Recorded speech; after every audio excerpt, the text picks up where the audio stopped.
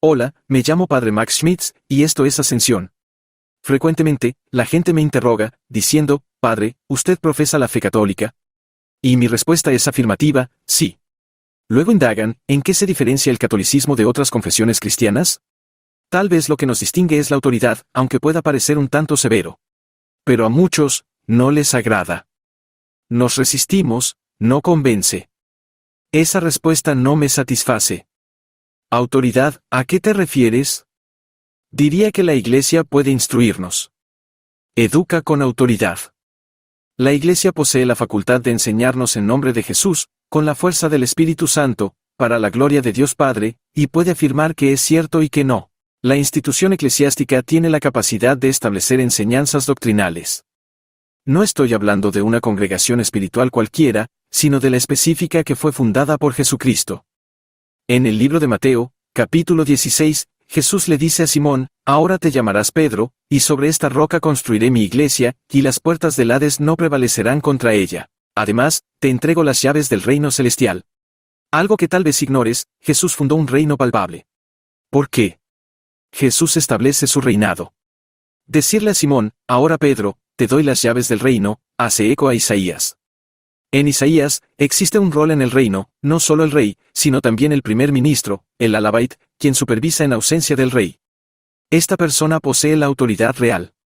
Lo afirma Isaías en su capítulo 22, casi idéntico a lo que Jesús confiere a Pedro. Las llaves del reino celestial. Establece una estructura eclesiástica tangible con jerarquía. Y proclama, tienes potestad para instruir.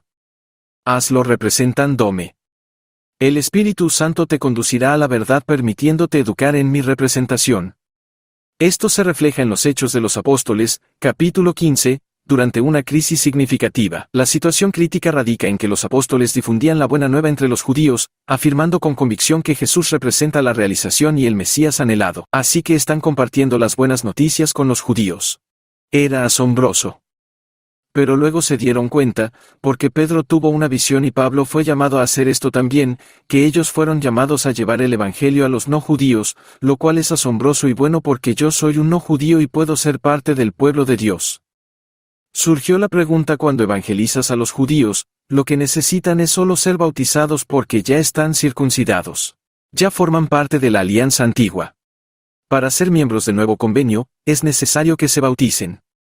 No obstante, la cuestión que surge es, al predicar a los gentiles, ¿es preciso que se sometan a la circuncisión antes del bautismo o es suficiente con solo el bautismo?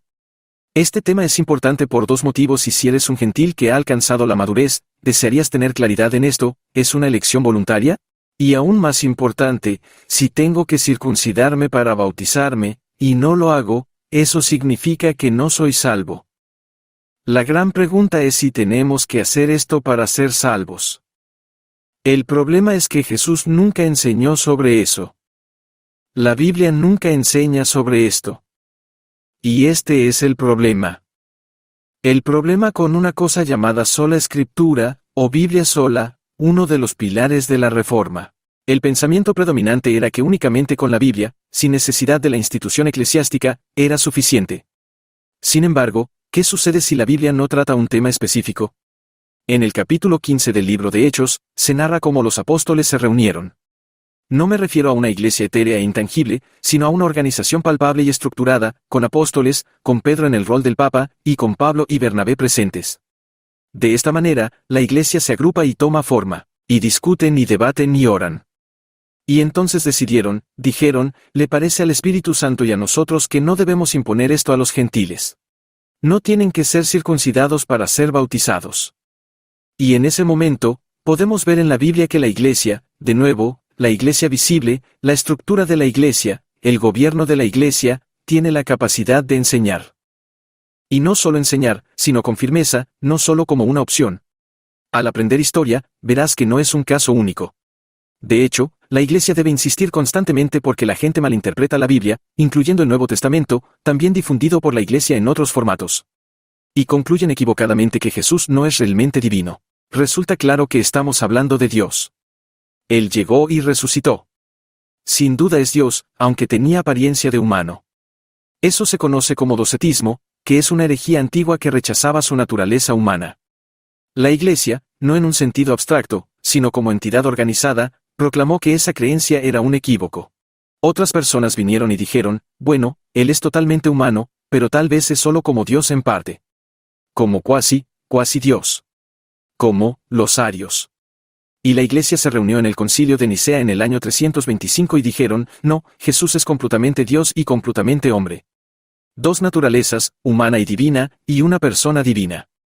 Ahora, cada cristiano en el mundo cree eso, porque en cierto modo, lo reconozcan o no, todos los cristianos del planeta sostienen esa creencia. La Iglesia Católica posee la potestad de instruir a cada fiel trinitario que Dios es Padre, Hijo y Espíritu Santo, iguales entre sí, eternos, sin que uno sea superior al otro. Se acepta esto por la autoridad de la Iglesia Católica, porque la Iglesia convocó al Concilio de Nicea, al Concilio de Constantinopla y a todos los demás concilios eclesiásticos y proclamaron esto. Que esta es la interpretación del texto. Bien, aquí hay un pequeño ejercicio mental. Imaginen que son un Dios. Para algunos de ustedes, esta no será la primera vez hoy que hacen esto. Y es tan importante para ti que las personas que creaste sepan quién eres realmente, que no te malinterpreten. ¿Y entonces qué haces?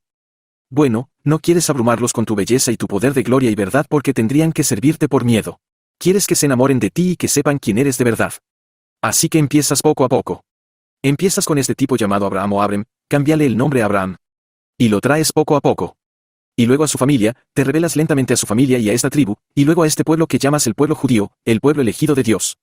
Y te revelas lentamente a ellos con mucho cuidado porque no quieres que se equivoquen con ninguna parte de ti. Y entonces, en la plenitud de los tiempos, hace 2000 años, tú mismo te convertiste en uno de ellos. Te conviertes en un ser humano. Y en eso revelas quién eres realmente. Y no lo haces como el más poderoso o como el más grande o como el más rico. Ocupas el lugar más bajo como un humilde pobre y mueres como un criminal. Te dejas abrumar por el sufrimiento y la muerte. Porque es tan importante para ti como Dios que la gente conozca la verdad y la profundidad de tu corazón. Resucitas de entre los muertos y envías tu Espíritu Santo a los apóstoles. Y entonces ellos escriben todas estas cosas. Y mientras ellos escriben estas cosas, tú las preservas. Porque para ti, como Dios, es muy importante que escriban exactamente lo que tú quieres que escriban. Y luego en el transcurso de los años, mientras lo traducen, mientras lo copian, tú, por tu Espíritu Santo, guías esa copia, guías esa traducción para que no se equivoquen. Porque es muy importante para ti como Dios que nadie te malinterprete. Aquí está este libro infalible, ¿verdad? Es un libro que no tiene errores. Ahora, no es sin error científico porque no es un libro científico. Es un libro de poesía. Es un libro de verdad, es un libro de bondad, completo. Otro video sobre eso. El punto es, que compilan este libro infalible a través de gente falible, pero compilan este libro infalible. Ahora, si fueras Dios, ¿tendría algún sentido para ti decir entonces a cualquiera, vale, aquí está este libro infalible, lo tomaré? Léelo. Dime lo que piensas. No, no lo harías. Porque sin un intérprete infalible, un libro perfecto carece de valor, ¿no es así? La Biblia es perfecta, mas sin alguien que la explique correctamente, es inútil. Por eso hay más de 30 denominaciones cristianas, porque cada quien interpreta a su modo. Esto es lo que pienso, dice uno. Otro contradice. Por esto, G.K. Chesterton explicó en su tiempo el motivo de ser católico. Ellos afirmaron, él manifestó, no requiero una iglesia que indique cuando estoy correcto, sino una que señale mis errores. Ahora ya sabes, ¿cuál es el gran contraste entre la Iglesia Católica y las demás confesiones cristianas no católicas? Diría que, al final, se trata de la autoridad para todos aquí. Fin, me llamo Padre Mike, que Dios te bendiga.